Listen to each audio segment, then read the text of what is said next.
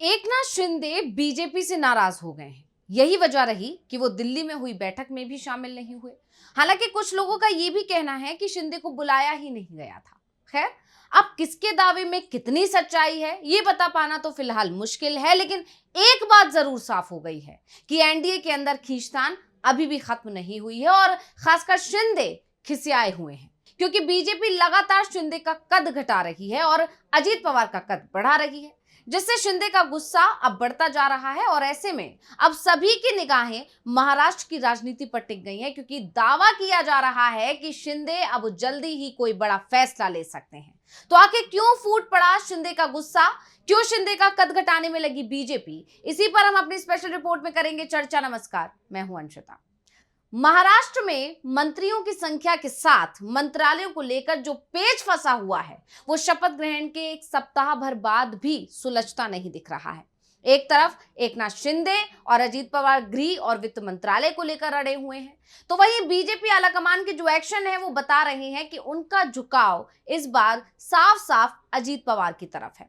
ऐसा कहा जा रहा है कि अजीत की सारी मांगे पूरी की जा रही हैं, यहां तक कि उन्हें वित्त मंत्रालय भी दिया जा सकता है। लेकिन दूसरी तरफ एकनाथ शिंदे की जब बात आ रही है तो वो गृह मंत्रालय को लेकर अड़े हुए हैं, उसे बीजेपी अपने पास रखेगी, यानी शिंदे की डिमांड नहीं मानी जा रही है। तो वहीं अजीत को नाराज नहीं किया जा रहा है। बीजेपी इसके पीछे परंपरा का हवाला दे रही है। कहा जा रहा है कि बीजेपी जब भी महाराष्ट्र की सत्ता में आई है तो गृह मंत्रालय उसके पास ही रखा है, इसीलिए इस बार भी वो गृह मंत्रालय को नहीं छोड़ेगी और शिंदे को जिन मंत्रालयों को ऑफर अभी तक दिया गया है उसके लिए वो तैयार होते नहीं दिख रहे हैं, क्योंकि खबर ये भी आ रही है कि शिंदे की शिवसेना दूसरी सबसे बड़ी पार्टी बनी। आप जानते हैं 57 सीटों पर शिंदे की शिवसेना ने जीत हासिल की है, लेकिन हालात ये हैं कि उन्हें तीसरे नंबर पर रखा जा रहा है, उन्हें तीसरे नंबर की पार्टी की तरह ही ट्रीट किया जा रहा है। और खास बात यह है कि उनसे ऊपर अजीत पवार को रखा जा रहा है। ये चीज तब भी देखने को मिली जब देवेंद्र फडणवीस दिल्ली पहुंच गए, अपने साथ मंत्रियों की लिस्ट भी लेकर आए जिन्हें बीजेपी के कोटे से शपथ दिलानी है। किसको क्या मंत्रालय दिया जा सकता है, इसे भी वो मुंबई से ही तय करके लाए हैं। और चर्चा यहां तक हो रही है कि देवेंद्र फडणवीस ने एकनाथ शिंदे की लिस्ट पर भी कैंची चला दी है। शिंदे सरकार में शिवसेना कोटे से बनाए गए 5 मंत्रियों को फडणवीस अपनी सरकार में शामिल करने को तैयार ही नहीं दिख रहे हैं, जिसमें अब्दुल सत्तार हैं, दीपक केसरकर का नाम भी शामिल है। और इसे लेकर भी शिंदे की नाराजगी की खबरें सामने आ रही हैं। खबरें ये भी आ रही हैं कि बीजेपी की तरफ से पड़ रहे दबाव के चलते ही एकनाथ शिंदे अब दिल्ली से दूरी दिखा रहे हैं। इसलिए फडणवीस के साथ अजीत भी दिल्ली पहुंचे तो सियासी गलियारों में चर्चा ने जोर पकड़ लिया कि क्या बीजेपी की साजिश का शिकार हो गए हैं एकनाथ शिंदे। शिंदे की जगह बीजेपी अजीत पवार पर ज्यादा भरोसा दिखा रही है। ये तमाम सवाल उठने लगे और बीजेपी फडणवीस की मदद से शिंदे को पूरी तरह से किनारे लगाने की तैयारी में है, ये भी कहा जा रहा है। क्योंकि आप जानते हैं 2022 में शिवसेना को 2 फाड़ करवाया बीजेपी ने, जिससे 2 गुटों में बट गई शिवसेना, एक उद्धव गुट और एक शिंदे गुट। और अब उस शिंदे गुट में जो इनके साथ है यानी एनडीए में शामिल है उसको भी कमजोर करने की कोशिश कर रही है। और इसके बाद से एक बार फिर उन तमाम कयासों को बल मिल जाता है, उन तमाम आरोपों को बल मिल जाता है जिसमें यह कहा जाता है कि बीजेपी सबसे पहले अपने सहयोगियों को ही खत्म करती है। और उसी तरह उसी तर्ज पर अब शिवसेना को भी पूरी तरह से खत्म करने की तैयारी की जा रही है और ऐसा किया भी जा सकता है। और इसके लिए अजीत पवार का सहारा लिया जा रहा है। और हैरानी की बात यह है, या कहें कि खास बात यह है कि अजीत पवार भी बीजेपी की मदद करने को तैयार दिखाई दे रहे हैं, क्योंकि अजीत पवार देवेंद्र फडणवीस के साथ तो अपनी विचारधारा मैच कर रहे हैं, लेकिन शिंदे के साथ वो अपनी विचारधारा को मैच नहीं कर पा रहे हैं। यानी अभी पिछले जो 2022 के बाद से अब तक का जो भी कार्यकाल रहा उसमें भी पूरे कार्यकाल के दौरान अजीत और शिंदे के समर्थकों और अजीत और शिंदे के मंत्रियों के बीच बनती हुई दिखाई नहीं दी। एक दूसरे के ऊपर आरोप भी लगाते हुए दिखाई दिए और वार पलटवार का दौर भी देखने को मिला। तो अब यह भी कहा जा रहा है कि अजीत पवार पर बीजेपी ज्यादा मेहरबान है और इसकी सबसे बड़ी वजह है वो ये है कि अजीत पवार ने बीजेपी का साथ दिया है और उसी का इनाम बीजेपी उन्हें दे रही है।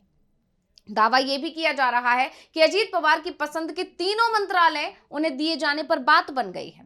अजीत पवार चाह रहे हैं कि उन्हें वित्त मंत्रालय दिया जाए, सहकारिता दिया जाए और कृषि मंत्रालय भी दिया जाए। और कहा जा रहा है कि ये तीनों मंत्रालय अजीत पवार को देने पर बीजेपी सहमत हो गई है। लेकिन शिंदे को लेकर अभी तक बात नहीं बन पा रही है। शिंदे को अजीत से भी कमजोर मंत्रालय दिए जा रहे हैं। बीजेपी आलाकमान शिंदे को कमजोर करने में लगा हुआ है। इस बात को बल तब ज्यादा मिल गया जब फडणवीस और अजीत पवार तो दिल्ली पहुंचे, लेकिन एकनाथ शिंदे को दिल्ली बुलाया नहीं गया। शिंदे के कार्यालय के सूत्रों ने यह भी बताया कि एकनाथ शिंदे को तो छोड़िए, दिल्ली में किसी नेता से मिलने के लिए ही नहीं बुलाया गया। कहा जा रहा है कि बीजेपी की नजर एकनाथ शिंदे के शहरी विकास विभाग पर भी टिकी हुई है और इसके बदले में बीजेपी शिंदे को राजस्व और लोक निर्माण विभाग की पेशकश कर सकती है। तो यही देखा जा रहा है कि शिंदे और अजीत पवार के बीच की तल्खियों में फायदा अजीत को मिल रहा है। अजीत पर बीजेपी जिस तरह से मेहरबान दिखाई दे रही है, उससे शिंदे की टेंशन बढ़ रही है। बीजेपी शिंदे की जगह अजीत पर ज्यादा मेहरबान है, उन्हें ज्यादा तवज्जो दे रही है। इसका अंदाजा ऐसे भी लगाया जा सकता है कि एनसीपी की राज्यसभा सांसद और अजीत पवार की पत्नी सुनेत्रा पवार को दिल्ली के 11 जनपद पर सरकारी आवास दिया गया है। ये बंगला दूसरी सबसे श्रेणी टाइप 7 बंगला है। इस बंगले के आवंटन के बाद से ये चर्चा है कि यहाँ खास बात यह है कि सुनेत्रा का बंगला उनके ससुर शरद पवार के आधिकारिक निवास के ठीक सामने है। शरद पवार 6 जनपद पर टाइप 8 बंगले में रहते हैं। शरद पवार की बेटी और 4 बार की लोकसभा सांसद रह चुकी सुप्रिया सुले भी उनके साथ ही रहती हैं।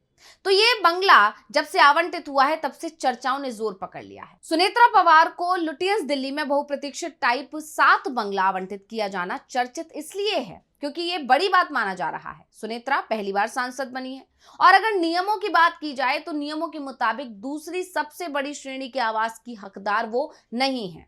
इस आवंटन ने स्वाभाविक रूप से राजनीतिक हलकों में हलचल मचा दी है। उनके पति अजीत पवार के हाल ही में हुए महाराष्ट्र विधानसभा चुनावों के बाद मराठा नेता के रूप में उभरे हैं। अजीत की जीत ने मराठा सरदार के रूप में पवार सीनियर के रुतबे को कम किया, यानी कि चाचा शरद पवार के रुतबे को कम किया है अजीत पवार ने। अजीत पवार के एनसीपी ने महाराष्ट्र विधानसभा चुनाव महायुति के साथ लड़ा था। उनकी पार्टी 49 सीटें जीती है। अजीत पवार ने मराठवाड़ा क्षेत्र और अपने गृह क्षेत्र में भी अपनी स्थिति मजबूत की। अजीत पहले व्यक्ति थे जिन्होंने सीएम पद के लिए देवेंद्र फडणवीस के नाम का खुलकर समर्थन किया। अब सुनेत्रा पवार की अगर बात करें तो सुनेत्रा 18 जून को राज्यसभा के लिए निर्विरोध चुनी गई, जबकि एनसीपी को लोकसभा चुनाव में एक भी सीट नहीं मिली थी। वो बारामती लोकसभा सीट पर अपनी ननद सुप्रिया सुले से भी हार गई। लेकिन इस बार जब वो राज्यसभा सांसद चुनी गई, वो भी निर्विरोध, तो उन्हें वो बंगला अलॉट किया गया जो उन्हें अभी नहीं मिलना चाहिए था। तो इसी को लेकर अब शिंदे और ज्यादा टेंशन में आ गए हैं कि अजीत पवार की पावर का इस्तेमाल वो अपने परिवार के लिए भी कर रहे हैं। अजीत पवार के रुतबे को लगातार बढ़ाया जा रहा है, जबकि शिंदे जो कि दूसरे नंबर की पार्टी बनकर आए हैं महाराष्ट्र में, वहीं दूसरी तरफ अगर आज बीजेपी महाराष्ट्र की सत्ता में है तो इसकी कहीं ना कहीं सबसे बड़ी वजह एकनाथ शिंदे का ही समर्थन है। क्योंकि 2022 में अगर वो शिवसेना से अलग नहीं हुए थे, शिवसेना को अगर उन्होंने नहीं तोड़ा होता तो बीजेपी तब भी सत्ता में नहीं आती, और इस बार भी अगर एकनाथ शिंदे के नेतृत्व में ये चुनाव नहीं लड़ा जाता तो भी बीजेपी यानी कि एनडीए सत्ता में नहीं बैठ। लेकिन जब बारी आई शिंदे को इनाम देने की तो बीजेपी इनाम अजीत पवार को दे रही है, और इसकी सबसे बड़ी वजह मानी जा रही है कि अजीत पवार ने सबसे पहले बीजेपी को समर्थन दे दिया था कि वो फडणवीस को सीएम बना सकती है। तो रिपोर्ट आपको कैसी लगी हमें कमेंट करके अपनी राय जरूर दीजिएगा। इसी के साथ मुझे दीजिए इजाजत। देखते रहिए डीवी लाइव। नमस्कार।